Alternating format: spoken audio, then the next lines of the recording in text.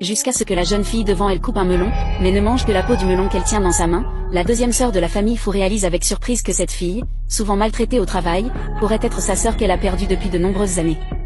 En effet, quand elles étaient petites, sa sœur ne mangeait que la peau du melon en laissant la partie la plus sucrée et la meilleure pour elle. Pourquoi ne manges-tu pas le melon, petite sœur?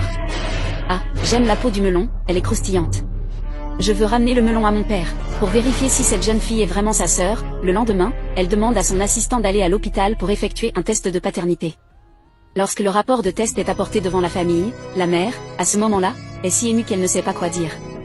En fait, il y a 18 ans, lors d'un accident de voiture, les frères et sœurs de la famille Lan ont perdu beaucoup de sang. Comme l'hôpital n'avait pas de compatibilité sanguine et que les deux enfants avaient tous deux un rare groupe sanguin, leur grand-mère, en état de panique, a donné le sang de la petite fille à son frère.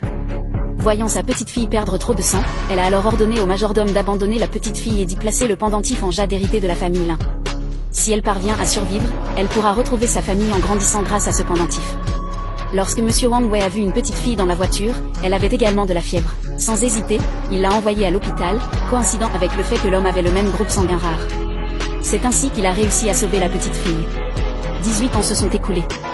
Pour récupérer le salaire qui appartient à son père, le père et la fille se rendent dans le groupe temporaire pour réclamer de l'argent, mais ils se retrouvent confrontés à leur propre frère. Si tu veux la suite, dis-le en commentaire, merci.